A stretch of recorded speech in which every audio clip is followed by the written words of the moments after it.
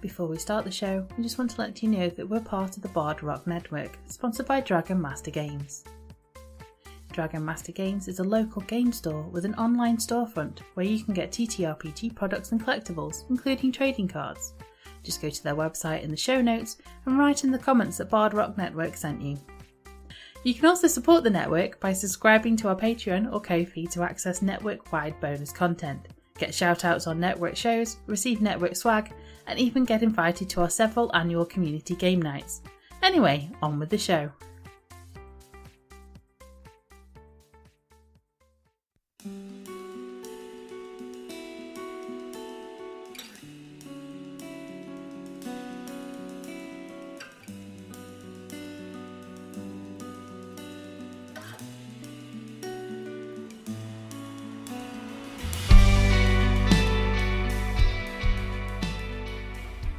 Welcome to College of Whispers, the actual play book club. I'm Marty, and as always, I am joined by my co-host Vicky. Hello!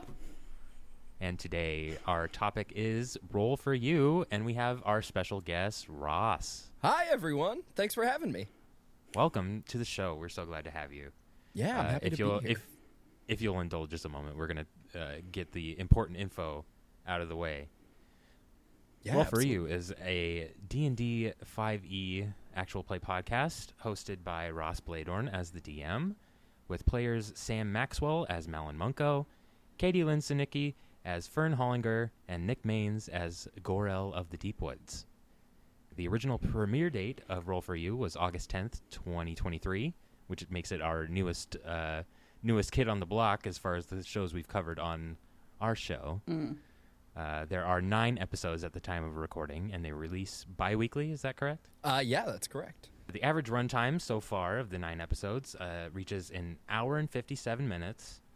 I knocked that down to an hour 49 because I took episode 1 out of the data set because it's like twice as long as everything else.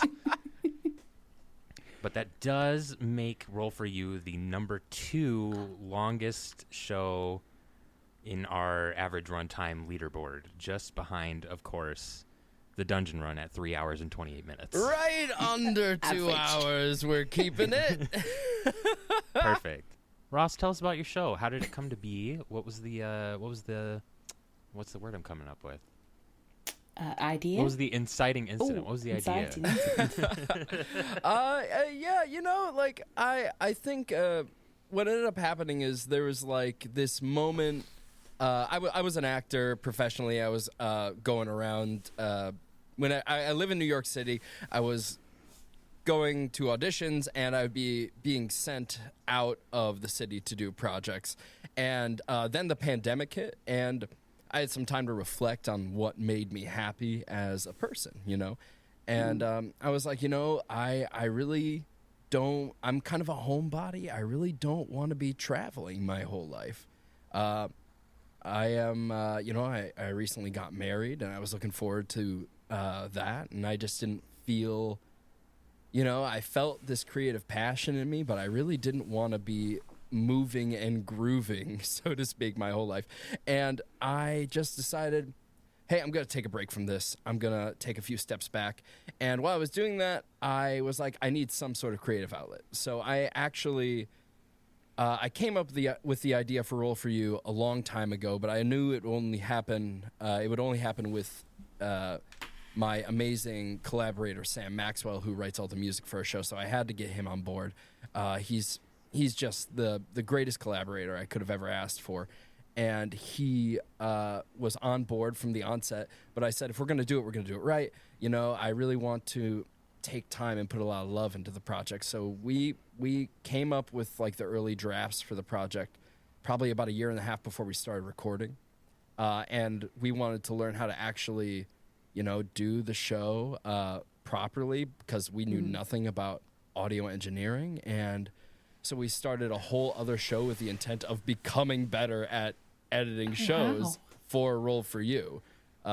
And it was kind of like our junkyard show, you know what I mean? Our show where we just kind of, it was the bare bones basics of editing, and we learned how to do this from scratch. And once we finally had all the tools in our skill set, we were like, okay, we're ready. Let's do it right, And Roll For You was born from the idea of wanting to give other actors who are burnt out by the industry a chance to feel a little free and a little fun and be able to perform and have something that they could show people like, hey, I did this cool thing. It's one more thing in my resume. All the more reason why, it's my job to make sure all of our actors on the show are able to point to this and say, this is something I'm proud of and something I'm passionate about, so they can show it to other people and be like, hey, this is a good reference for me. Oh, wow. I love that. That is amazing. awesome. Yeah. And it's very cool to hear that you've taken so much time to put thought into and start out the gate with the show that you really are passionate about and want to make. And it really shows. I was very impressed right from episode 1 with just the audio quality. Oh, thank you.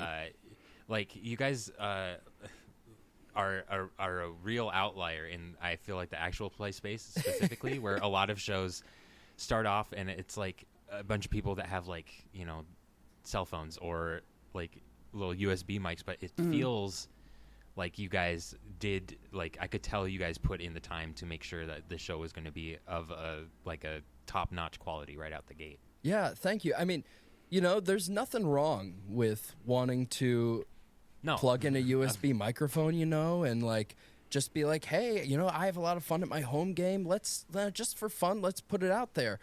But, there are a lot of amazing storytellers that I feel like don't get their stories heard because, unfortunately, in the world, I think last time someone said on in your last episode, there's a graveyard of podcasts, right? Mm-hmm. There's a graveyard of podcasts out there that start and then don't finish. So, it's like no one wants to start a story that's not finished, and it's harder for people to get into a story when they sound like they're in a subway tunnel at peak traffic in an echo chamber.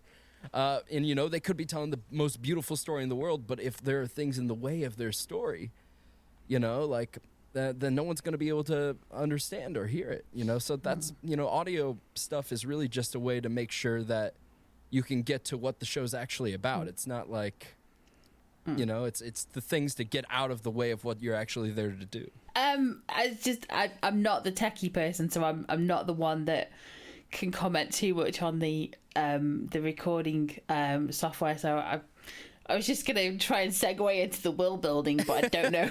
It's a bit of a hard cut, really. Let's do it. I just wanted to talk a little bit about the world building, because I think from the show point of view, it's the first one that I've heard of where you've actually created your own sort of system of money. Is in there. You've completely built a world that is completely different from anything that we've heard on the show.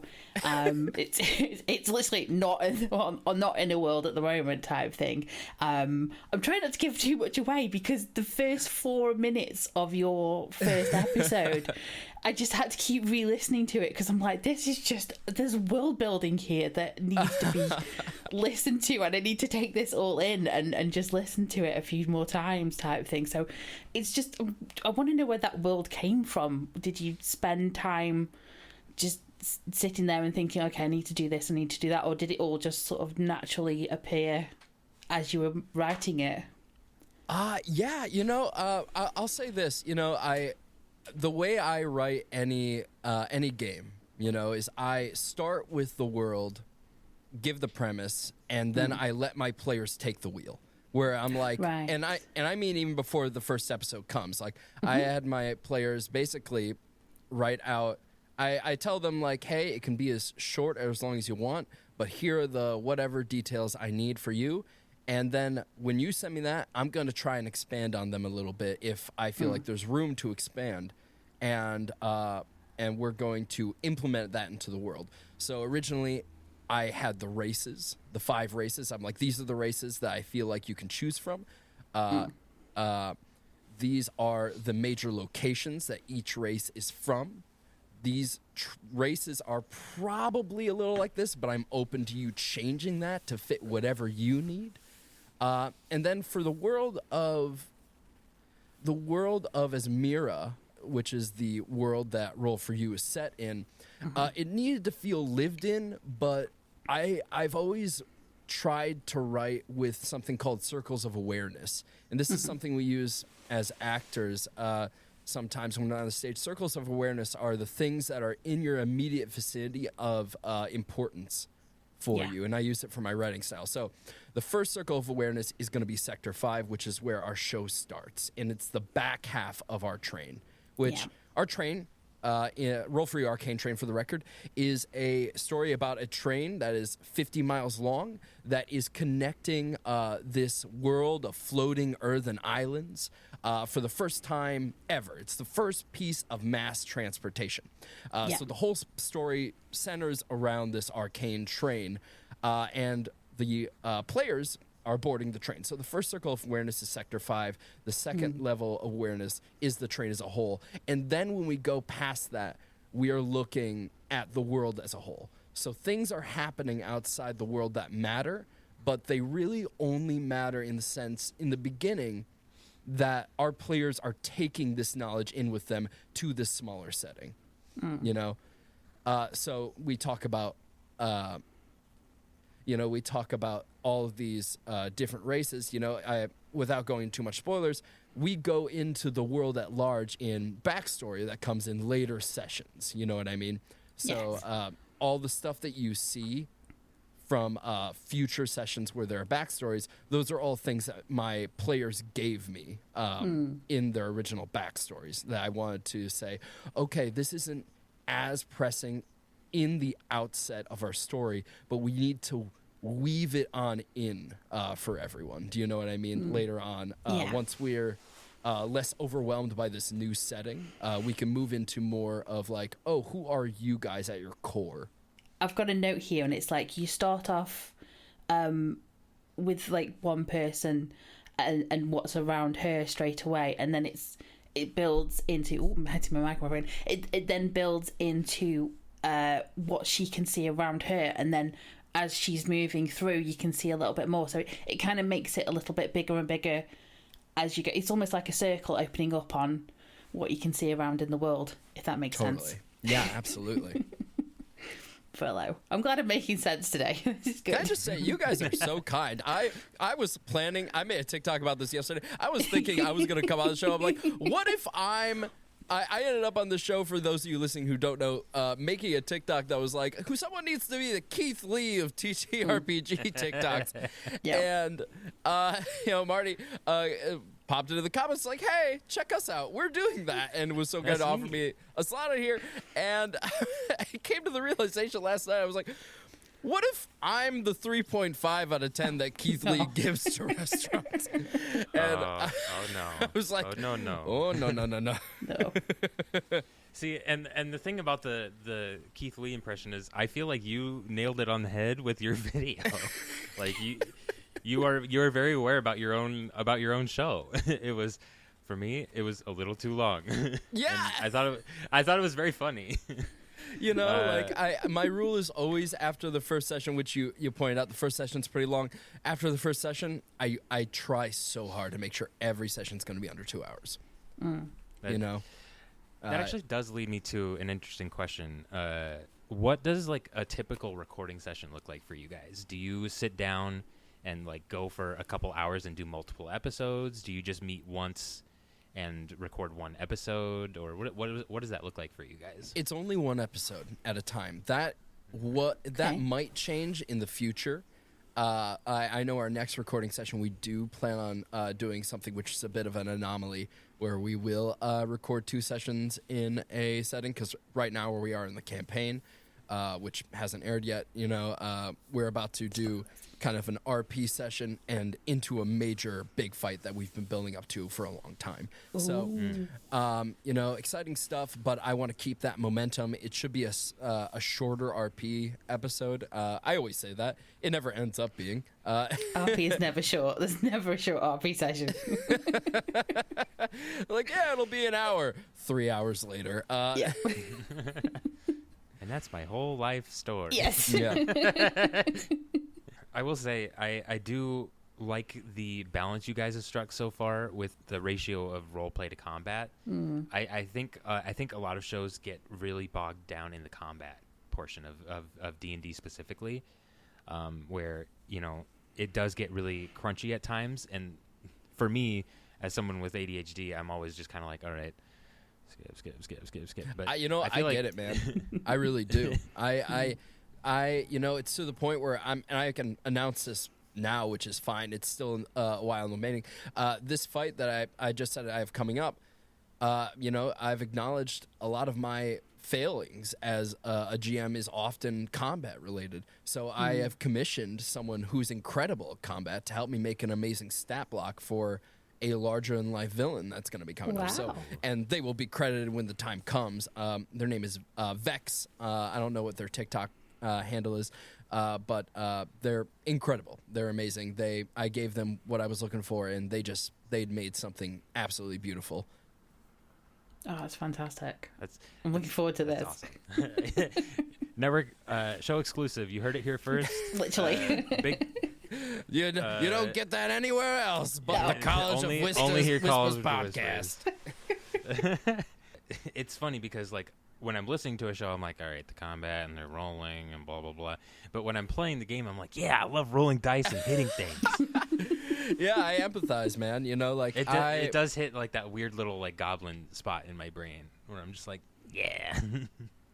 It is a thing for a lot of shows to find out how are we going to make combat more interesting, and how are we going to design encounters around being specifically a show, like a podcast, or your Dimension 20s of the world. Yeah, I mean, I've been meaning to for a while to go back and frankly study how Murph does it on NatPod, because if you're looking for compelling combat in a theater of the mind setting, because that's really the challenge, right? Theater of the mind. You know what I mean? There's nothing that takes the life out of combat for people who that is not having a visual medium for it. You know what I mean? For sure. And frankly, your players as well. They're trying to get a view of what's going on. They're trying to understand what's going on. I really want to go back, because there were so many times I've looked at Brian Murphy's combats, listening to NatPod. I was just like, oh, this is exciting in a way I didn't know was possible within the mechanics of D&D. So I want to go back and re-listen to that when I have a free moment, which is few and far between. Yeah. It's been an interesting experiment for me since starting the show into all right, how do I keep up with the shows I'm actively listening to, yet also try to listen to as much of a show as I possibly can in a month-ish, and then also if I like it enough, do my own stuff and figure out how to keep up with the shows that I like when we cover them on this show. Yes. Yeah, me scrambling right now. When we were recording this, and I think before this will go out, Fantasy High Junior Year for Dimension 20 is going to be coming out. I have not finished sophomore year, and I'm like, Same. I'm screwed. I'm screwed. Oh yeah, I know. I will not apologize for the person I'm going to become on January 10th, 2024. It's going to be terrible. I will not shut up about Fantasy High. I'm looking forward to it. Oh, actually, a little world building follow up that I thought of. So the world of Roll for You has been kept to just the 5 races that you've established. Was there intent behind choosing the ones that you chose? Variety, for sure. It's not, I don't think, a mystery. I don't think it's under lock and key. I'm not trying to hide the fact that all of these races are reskins of popular D&D races, right? Mm-hmm. So our Bowrin race is a half-orc. Our Meldian race are gnomes. Esmerans are humans, of course. Aarakocras have become Aldarans. And Verlamites are Dragonborns. And I really just wanted to have enough variety. But there is also this sense of, one, I can't have a winged-like race. I can't not have a winged-like race, rather, in a world of clouds. That's going to be very important to me as a storyteller, especially as the story goes on. And then the Verlamites were going to play a much more central role than they have up to this point, in the sense that we were going to originally have a player that was playing a Verlamite, and they were very passionate about that race. Unfortunately, they dropped out of the project because, you know, they were a very successful voice actress, and she wanted to go do her thing, which I was like, all the power to you. You work. So she had to leave for a whole year for a contract, and I was like, well, I'm going to bring someone in who wants to do something else. And that's where Nick came in as a Bowrin race. I love Goral. To be fair, I have a soft spot for all of them. But yeah, I like Goral. I'm quite pleased that Goral joined. Yeah, the characters and like the way that the players have been playing the characters up to where I've listened so far have been very, very well done. I would say very good voices. Keeps me engaged. Well, that's good. Can I ask how far have you gotten? I am. This full disclosure, this recording date kind of snuck up on me a little bit. I am like almost done with episode 3. Right on. I'm up to episode 9. I hate that you've ended on a cliffhanger, and now I have to wait 2 whole weeks. You are very good about from the episodes I've listened to so far. You are very good about the cliffhangers. Yes. I will say. Well, that's something I'm very passionate about, and this is going to sound super nerdy, but if you look at mangakas in Japan, you know, they're a weekly serialized thing, and I'm always impressed by their ability to make sure every week ends with a small, like, oh, you're going to want to be here next week. And Yeah. I just think that's important for a serialized, even if it's bi-weekly thing, because if you're just ending on a fully happy note, you know, there's room for that at some point. But, you know, in a short run series like this, because this is going to be a limited series, you know, you know, I don't feel like there's a lot of room to not end with this kind of like, oh, everything's good, we're all fine. Yeah. So it's episodes 1 to 7 is the first arc, and then you've just started the second arc. So it's even the first set of it's very small and contained, but it's like little 2-hour episodes in the middle of your day type thing. I'm enjoying it. Thank you. We're about to finish recording Act 3. There's going to be probably 5 acts total. At least 4, probably 5. It really depends on how some things go. I didn't realise you were that far ahead. Like Arc 3, we just started Arc 2 and you're on about Arc 3, and I'm like, oh wow, okay. Just to clarify, are you in person when you gather? Are you gathered around a table in person, or are you online when you're recording? I think I missed that bit. Yeah, we're in person, but we don't see each other. We don't see each other when we record. We're all separated by curtains. Oh, wow. Okay. Yeah. Oh, gosh. And we roll everything digitally for the sake of the sound quality and what have you. We are, I unfortunately don't have a webcam to show you guys, and, you know, this is an audio format, so, but I am in a dome of sound curtains right now as I speak to you. I see. Wonderful. Because it was hard to pick up when you were all. It sounded like all the players were around the table because of all the banter that the players were having between them, especially when there's the 3 of them discussing something and they forget that there's an NPC sat there in the room. And then you come out with the NPC voice and they literally just forget that they literally react as if you've just sat there and said something to them. Oh my god. But you're talking about using D&D Beyond, and it sounds like you're doing the battles on virtual tabletop, so I was kind of couldn't quite figure out which way round you were doing it, whether you were doing it in person or online. Originally we were gonna be separate, but there was, for whatever amount of control you get over audio by having people separate, you know, one of my biggest inspirations is the McElroys, and they record separately, you know, across the United States because they all live in separate places. And, you know, that leads to fantastic audio quality. But I personally I own every bit of gear that this show uses, Wow. you know? Okay. So it became this thing where I'm like, I'm going to have to buy everyone an interface to make, there were so many different like variables that could go wrong by having them separate. When they're all here, I can control making sure no audio is lost, that there are backups made.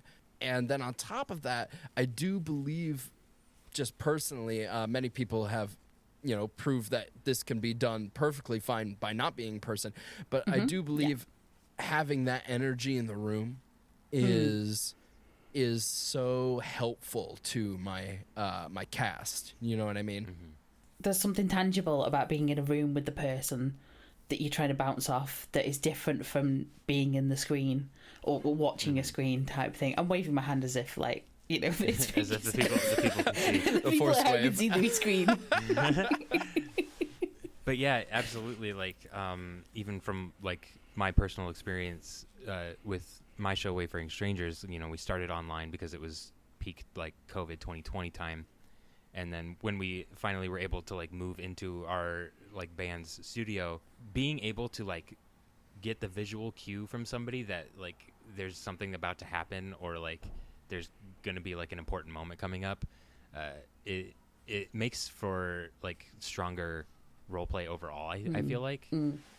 Yeah, for sure. And like my God, I haven't been able to listen to a lot of Wayfaring Strangers, but the music, man, you guys are pretty nuts.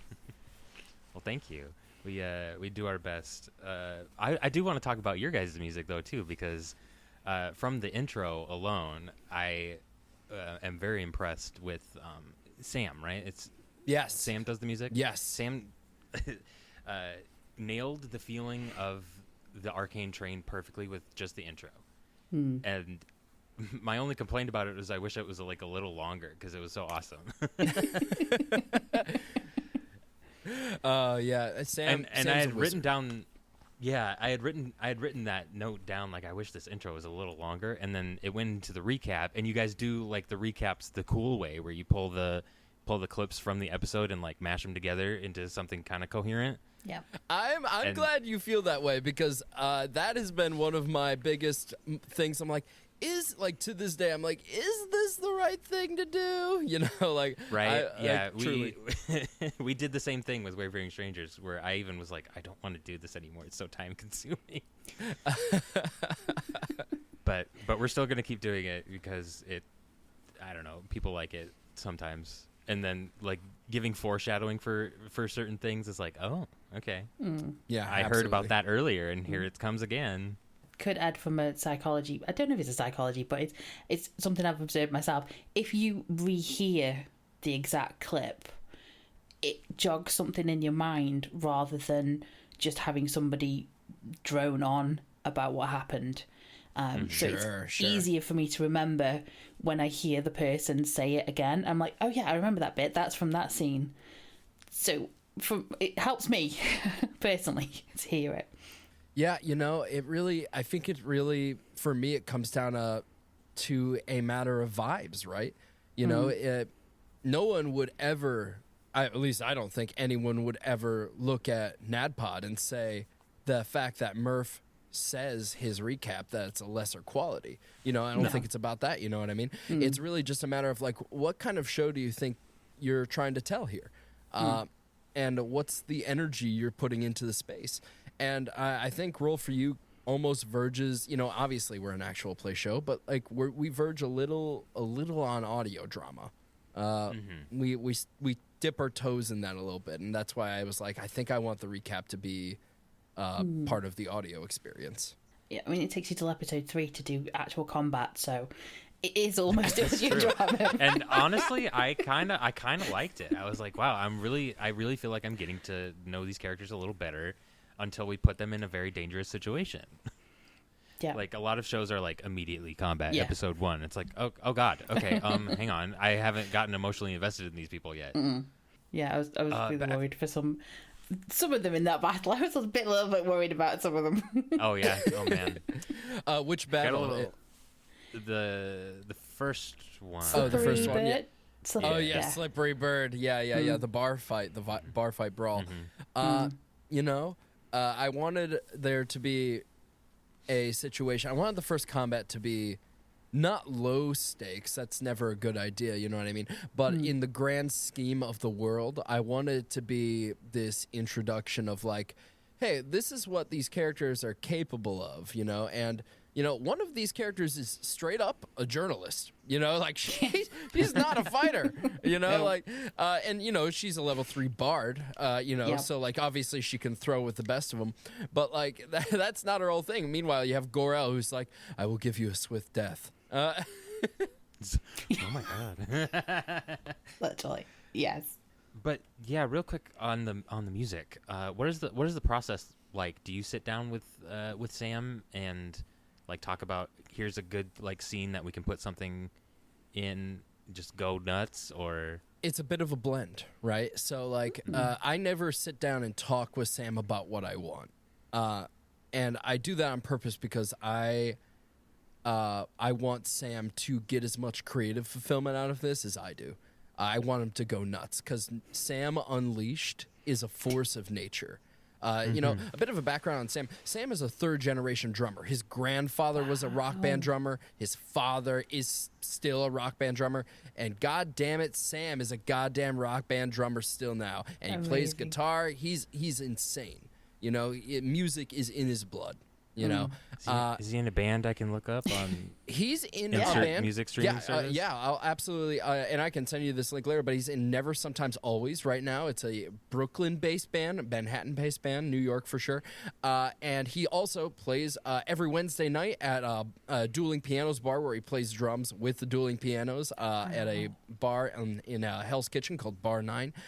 He's just living the dream, you know. That's awesome. And on top of all of that, you know, I usually will give him like, hey, this moment is important. Do with that what you will, you know. And then he always brings back something. And I very rarely will ever give him a note. You know what I mean? And that's one, because of time. We don't have time. We got to get things edited and going. But it's also because Sam understands the story we're telling. He gets it. You know, he knows what we're doing here, and that's one of the main reasons, other than the fact his immense talent, that I needed him for this to exist.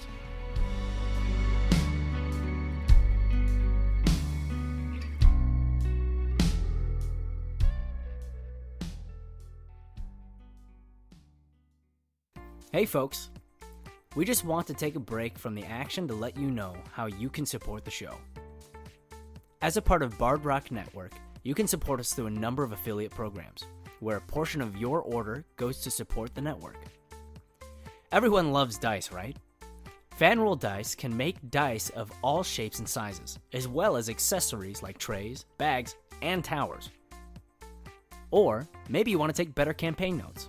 Just check out Minva RPG and look at their assortment of campaign journals and tools.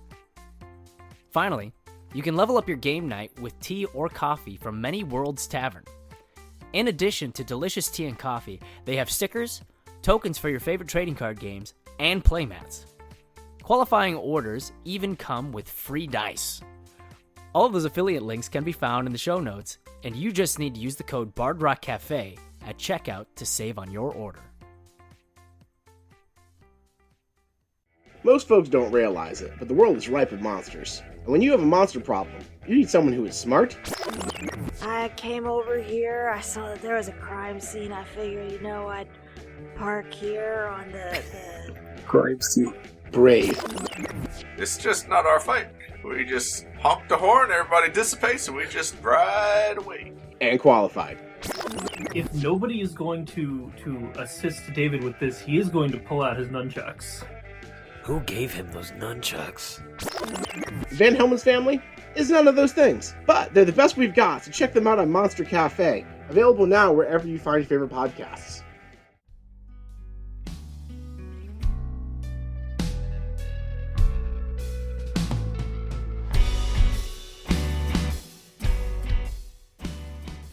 Do you want to move on to a fun question? Yeah, I was going to say, should we move on to the fun questions? Yeah, for sure.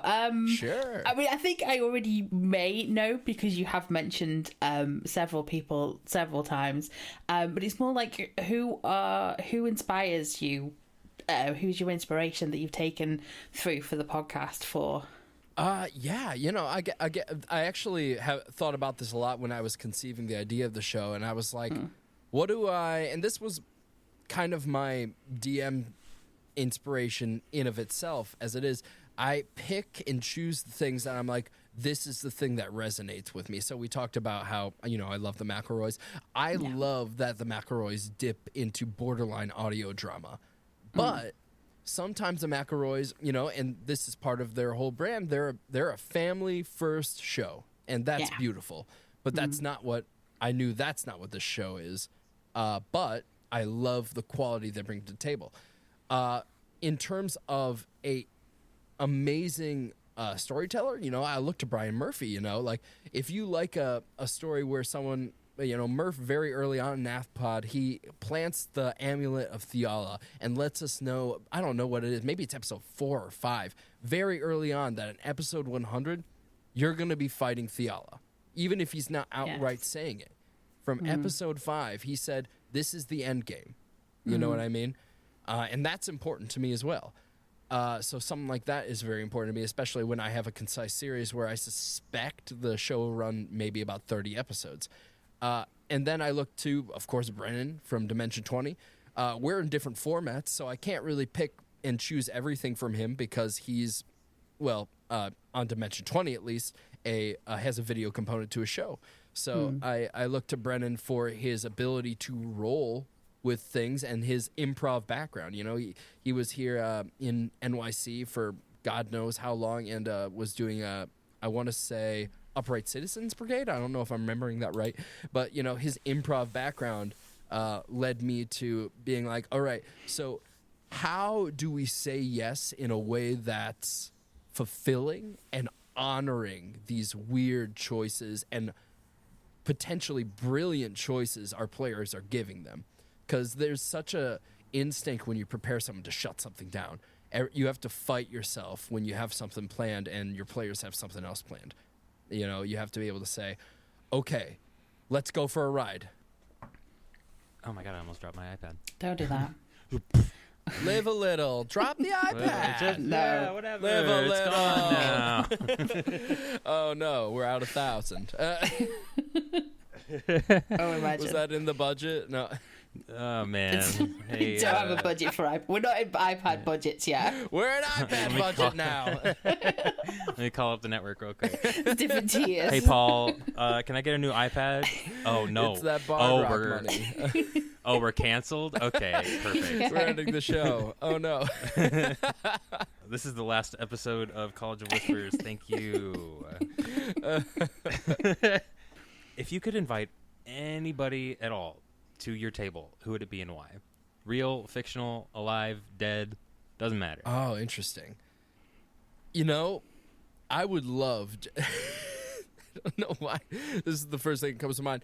I've been really interested in going to see Boy and the Heron recently. I haven't seen it yet, but I'm told it's immaculate. It's incredible. And I can't think about Hayao Miyazaki without thinking about that one clip where he's saying that his son is a disappointment to him and he's never making true art. And I'm just like, what if Hayao Miyazaki was just sitting at the table with us? Wow. And I just like, yeah, you guys, you can roll to see if there's some loot on the ground. And Hayao Miyazaki's like, terrible. Absolutely abysmal. This is awful. And I don't understand a word because I don't speak Japanese. It's just saying in Japanese what I assume to be very degrading things to me in my lesser art form. Playing with the challenge mode rules. Yeah, Literally. playing on hard mode. Corner. Yeah. Somebody in the corner, not even playing the game, just going, "Oh my God." But if I actually wanted to have fun, I would probably say, just because I had no idea until recently that they were a D&D nerd, Matthew Lillard. Because I've been obsessed with Matthew Lillard for a long time. Ever since the Scooby-Doo movie, the original live-action Scooby-Doo movie came out. Peak art, peak fiction, in my Very. opinion. And and then he released his whole brand based around, like, you know, I think his namesake drink, alcoholic drink that he made is called Paladin. And it was this big thing that exploded online. If you haven't heard yet, it's like this. You can't even get a bottle anymore. It's all sold out. Maybe they restocked, but I'm just like, I'm obsessed with the fact that I've just been open to a new world of possibilities. That you're into this. He was just recently. He was in the Five Nights at Freddy's movie, right? Yeah, I haven't seen that yet. I haven't seen it either. I've never been a big Five Nights at Freddy's guys, and also I'm a scared little boy. I'm a scared little dude, and I be a quaking and a shaking in my seat when I see scary things. I am just a little guy. I am just a little guy. Please do not scare me. Is this where I come out and say I was obsessed with Five Nights at Freddy's and I was watching the Markiplier and Jacksepticeye playing it just like religiously, and then watching the game theory, like Matt Pat doing the theories. Listen, of I it. was watching. I was a big Matt Pat listener Yes. to like I've never played a game, couldn't play No. it, too afraid. But you better afraid, believe for I was sure. watching Matt Pat explain it to me. Oh yeah, You better believe I know everything about that lore without ever having touched the game. 100%. Yeah, we know about the bite of 87. Oh no. Whether consenting or not, I know the Five Nights at Freddy's lore. Yes. Consenting or not, Against we know my the will. lore. Whether it's consenting or not, as if it's like, you know, he's been sat down and forced to watch it. They've was it? Is it Clockwork Orange where they like? Yeah, Yeah, Holds his yeah. eyes open, yeah. It's like, you will watch the Five Nights at Freddy's lore video. No, please. Okay. I did watch it up to a point and then it kind of fell off. I think with everybody else kind of realised that it's kind of getting a bit long now. It was getting a little complicated. Very Like, complicated. I was like, I can't figure out what's happening anymore. There's like, No. it got to the point where Matt Pat was like, okay, that whole last video I made was wrong. Here's the real video. And he kept doing it. Like, Throw it no, out the that window. one was wrong too. Can you imagine being Matt Pat and this new game comes out and he's like, that just throws all my... It's like a That Zelda just one. ruined my whole life. Thank you. Yeah, and wasn't it at some point that like the creator of the game was like, yeah, I actually just keep changing the lore to screw with Matt Pat. Yes. He did at one point. It was like a big hubbub. He commented on one of Matt Pat's videos, and I think the comment was just like wrong, or something like that. It's something I do though. It's the little troll thing that you just get wrong. Your theories are all wrong. Wow, you are. It's like I strive to do that one day with like any of the shows that I do, where it's like somebody like comments on something and I go, "Wow, you're so off base," even though they're like 100% dead on. Yeah. Wow, I can't believe somebody can be this wrong. That's crazy. Yeah, crazy, right? Me at my players when they make correct guesses about the lore. Yeah, like Furiously scratching out notes, wrong. tearing out pages. no, actually, that's not the case because you would never expect me to do something that you could so easily predict. Exactly. Have they predicted anything that you've had like secretly? They've predicted one thing. Oh. They've predicted one thing, and Okay. I never say yes or no to anything they say out of habit, you know. Mm-hmm. And you know, we have an after show on our Patreon, which is where we talk about these things, and it's also it's so important that I don't say anything there for people who are subscribed to the Patreon. You know, that like I don't confirm or deny anything that they guess at. You know, which is fun. You know, like, but I will say there is one thing that they have guessed that I'm like, you're dead on. It's not going to change because I feel very strongly that it's a reward when your players guess something right. It's not something you need to change. You're not uncreative because they guessed it. You're laying the right things out for them to guess it. That means 100%. And it shows that they're invested enough in your story that they're paying attention and can come to those conclusions. Exactly. Definitely. Yeah. Conversely, is there anything that somebody suggested and you thought that's a great idea? I'm taking that. I'll say the world adapts to weird, fucked up things that the players say, but nothing out of session rings true to that at this moment. Got you.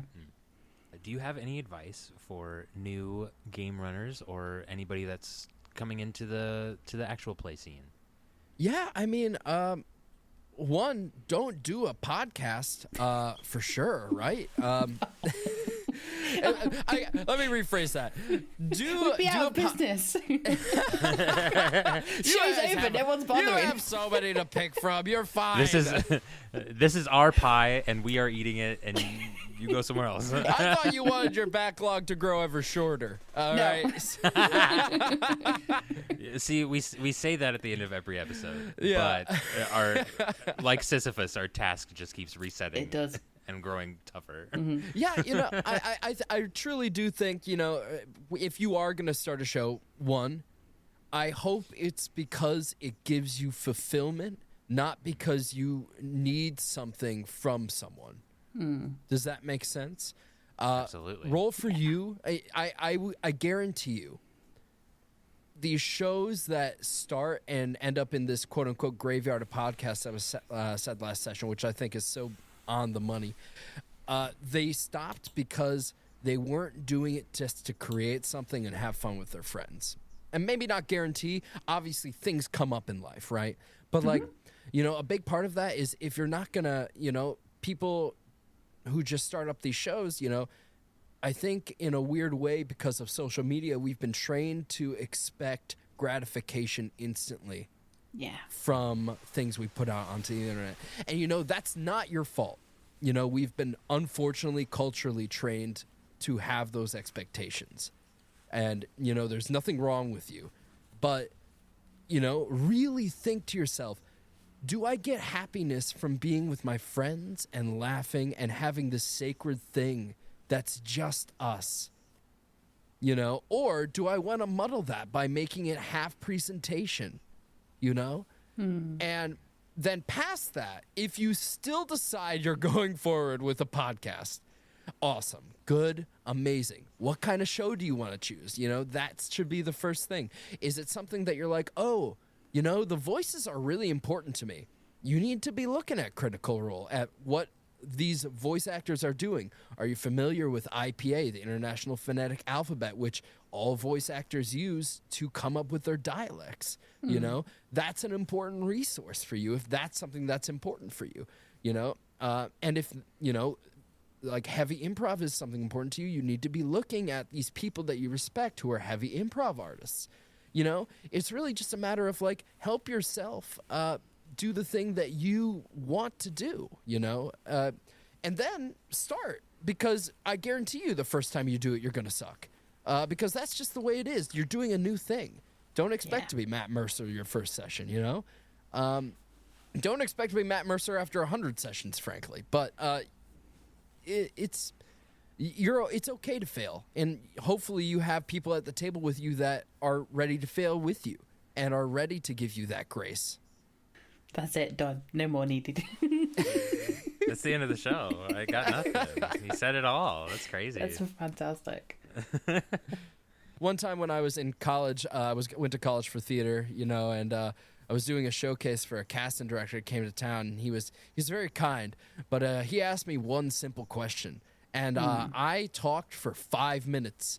And then he said, "What's your name?" I said, "Oh, I'm Ross." He's like, "All right, I'm going to call you Ramblin' Ross because I just don't know when to shut my mouth," which is fine. But I've accepted that about me. But it's a bit jarring, I think, for people. No, I think it's great because honestly, nobody in my real life lets me talk for a very long time. So on this show, I just start running my mouth and then I don't stop and I say dumb stuff. Pop off. So thank you for stopping me from looking dumb. No, I've never thought that in this show. I love this show, man. That's why I was so excited to be on here. Well, I so appreciate that. I wanted to ask, this is maybe just a weird random thing, but what is Spruce Juice Studio? Yeah, that's kind of like our, it's not an overly official thing, but Sam is my, my main collaborator, and we decided very early on that, we already had one podcast and we were adding a second to it. We should have something that's the umbrella of what we create. So anything that we create is Spruce Juice Studio, and this kind of harkens back to, a little behind the scenes for me.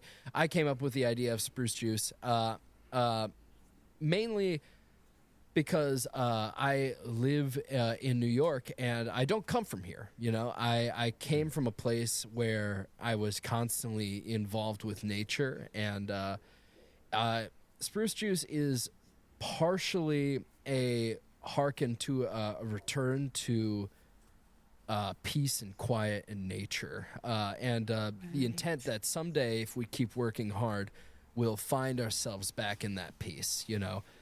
But for now, we're in the thick of it. And also, a little side note, on the more morbid note, me and my wife decided that when we die, we will have our our ashes infused with 2 spruce trees and have them planted next to each other. Oh, that's adorable. I love that. Okay, now I'm gonna cry. Cute way to die. Cute little way to die. It's fine. I'm just gonna cry on my own show. Yeah, and then the juice comes from the fact that, like, you know, when you juice something, you're squeezing every little last bit of it out. So our creativity, we're putting everything we have into it. We're squeezing every last drop of us into this project while we still can. We're young. We're healthy. We're just trying to make something that, you know, frankly, might be a flash in the pan. Hey, spoilers, guys. Roll for you. Arcane Train might be the last show we ever make, you know? And it's truly because the people that I have here, I can't afford to keep them forever. You know, they've agreed to do this project with me. And after this, it's anyone's game. So if you get in the Patreon, fam, if you want us to stay around so I can pay my actors, so I can contractually keep them, get in the Patreon. I would love to pay them and keep going forever. But, you know, they're talented folks, and they deserve the world. I think that's probably, apart from maybe Dungeon Run, I don't know. It's one of the ones that actually pay your actors. You actually ensure that there are funds available for them to come and do, like, it is a work for them, it is a job for them. A lot of the times it's a group of friends who decide they want to make something. I apologize. Let me be clear. Unfortunately, right now, they are not paid. That's my point. Like, they're all friends of mine, and I desperately want to pay them. Like, they're doing this for free right now, but, like, I can't expect them to do that forever. You know, and you know, I've had that chat with them. Like, I desperately want to pay them, like desperately. But right now, I've put in an ungodly amount of money into this project, and our Patreon right now is small but mighty. You know, so right now there's not really any money going out of the show. We're not making any net profit with, like, you know, just. Frankly, all the money we make goes to just keeping the Buzzsprout account open and alive, you know? Yeah. Apologies if I misunderstood. No, that's all right. You know, at the end of this, if we have made money, I'm going to back pay everyone, you know?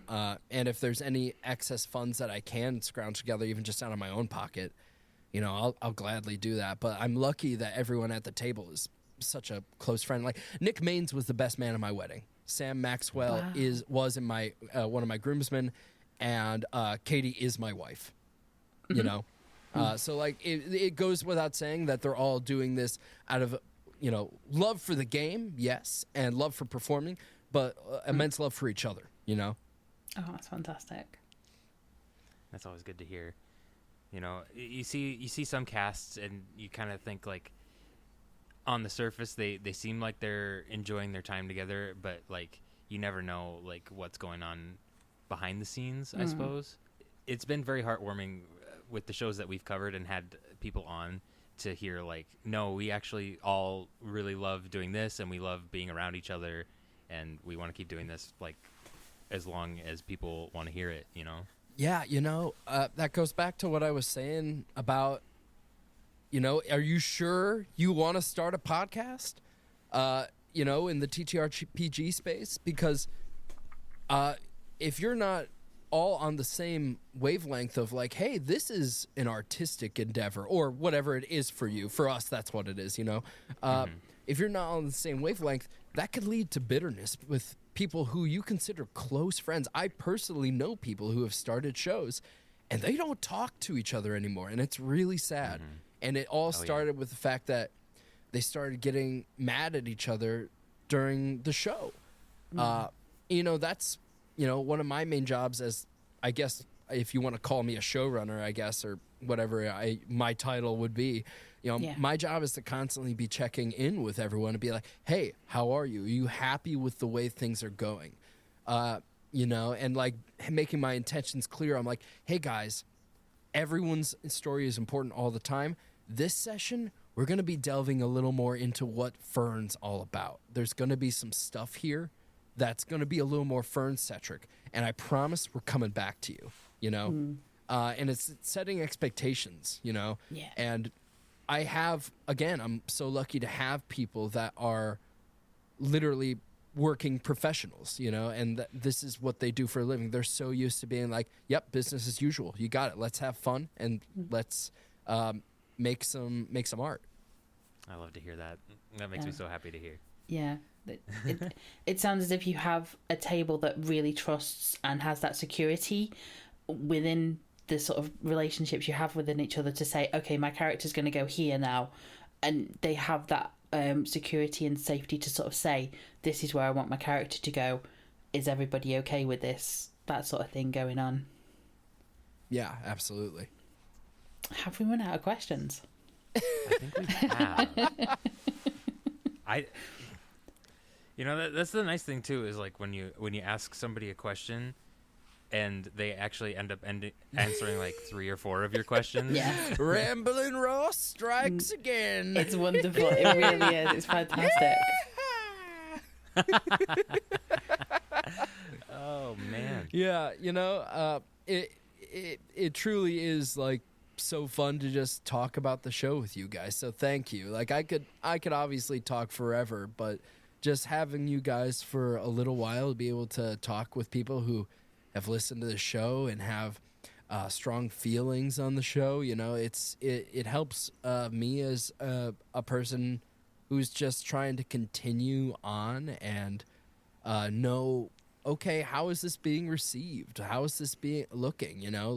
And to anyone listening, get in our social media and tell us honestly with a little kindness, if you will. If there's something that you are like, hey, this isn't making sense to me, that's something we want to know. We're in it for, making something that is hopefully enjoyable for you. Do you want to tell the people where they can talk to you about the show? Nope. See ya.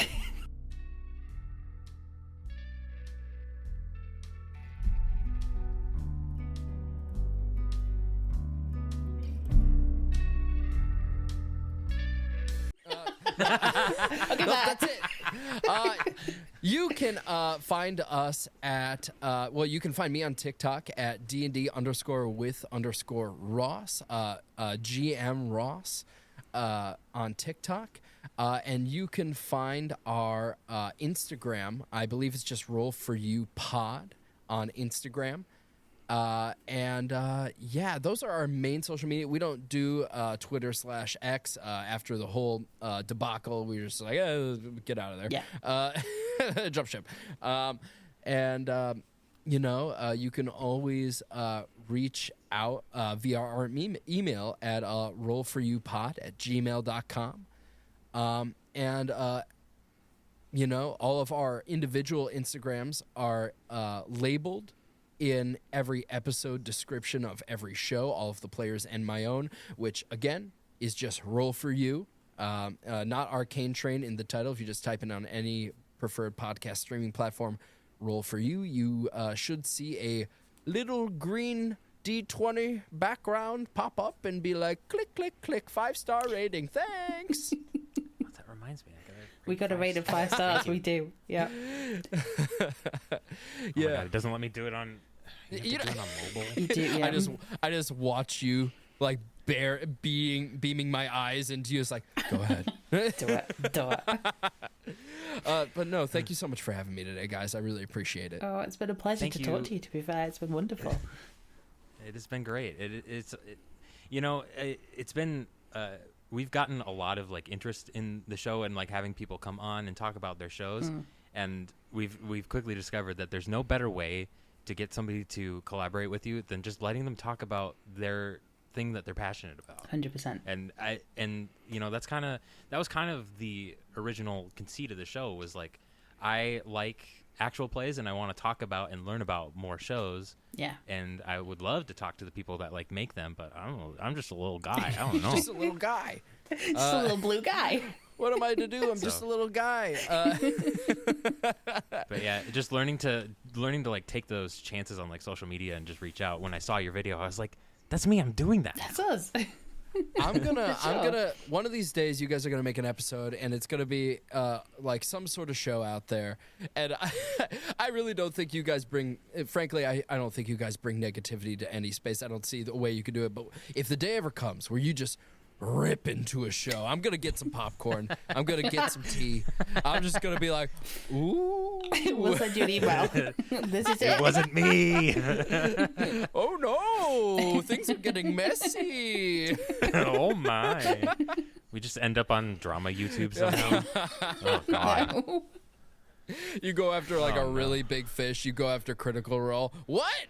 I don't think I could. You would be. I don't know Oh how my we'd God. ever cover Critical Role. It's like, so large. Yeah. I am definitely going to cut out where we asked you if you had anywhere we could find you, and you said, nope, bye. I'm going to like put like 5 seconds of silence. So I go, wait, is that really the end of the, where's the outro music? Yeah, just bring in the music cue. Yeah, just bring in the music. Bring in the music, fade it in. Anywhere we can find you. Bun, dun, dun. You're listening to a Bard Rock Network. A record scratch. That'll be the most creative with the editing I'll ever get on this show. I have overplayed my hand with editing. I know we're at the end of the show, but real quick, I've overplayed my hand at editing in my show. I've put in 2 record scratches in 9 episodes. It's got to stop. Yeah. It's too far, gang. Take it too away many from me. records. Too many that's- record scratches. That's the thing, like with a lot of the, like, I'm in like 3 or 4 Bard Rock Network like productions. Sure. We put record scratches all over the fucking place. It's getting out of hand. Who's I in put charge of 2. this? Me, unfortunately, apparently. I put 2 in one episode one time. I said, I'm a monster. I had to take it out. I felt too bad. In my defense of the most latest one, we have one in episode 9. It was Sam's idea. Sam said, hey, for the music here, can you cut it off really sharply with a record scratch? See, I love doing that, where like you have the track underneath, and so someone says something like really out of pocket, and it's like, all right, the track's gone. Yeah, absolutely. Just let everybody go, what the? But with that, that is going. I think that's going to be it for us today at College of Whispers. I just want to say again, thank you so much to Ross from Roll For You for coming on and talking to us about your show. This is definitely going in my rotation as it. As soon as I can clear up my backlog a little bit more. Godspeed, Spider-Man. You're doing the Lord's work, man. So it is at the time of release, December 27th, 2023. Mm-hmm. So I just want to wish our audience a very happy, whatever holiday you celebrate, and a wonderful new year as we go into 2024. Yay! Our next episode, this is actually a very cool opportunity we've been handed here at College of Whispers. Riley Hopkins, the creator of the TTRPG Interstitial, Our Hearts Intertwined, a game that aspires to be the Kingdom Hearts of TTRPGs, will be coming on the show, and we will be talking about a yet unreleased campaign of theirs. Yeah, looking forward to this. So we've been given pre-release access Yes. to their Official. entire Scoop. season. So we'll be checking that out and talking to them about their game. So with that, thank you again for tuning in to College of Whispers. May your backlog grow ever shorter. Yeah. He said the thing. He said the I thing. said the thing. It's in our marketing. I have to say it. I'm under contract. Contract, yeah.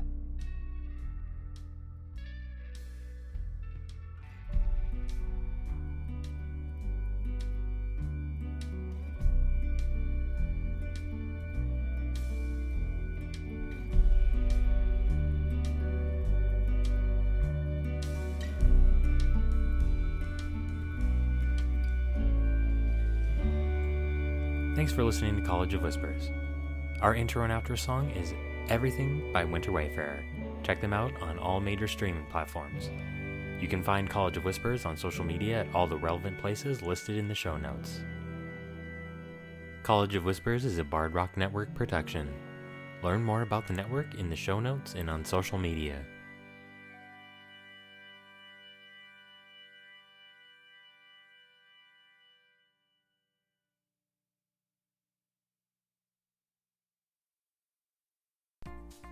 Thank you for checking out our show. As a reminder, we're part of Bard Rock Network, who you can support by checking out our sponsor, Dragon Master Games. Support our local game store, get yourself some TTRPG essentials, and help the network produce some more excellent content. It really makes a difference. Our show and all the other shows on Bard Rock Network wouldn't be possible without the support of people like you on our Patreon and Ko-fi. That's why we like to thank supporters who pledge above a certain tier at the end of network productions. This month's top supporters are Sarah, Queen, Viralore, Khadijah, Marty, and Paul. Thank you all so much for supporting the network. If you want to get shoutouts and other rewards, pledge on our Patreon or Ko-fi today. Links in the show notes.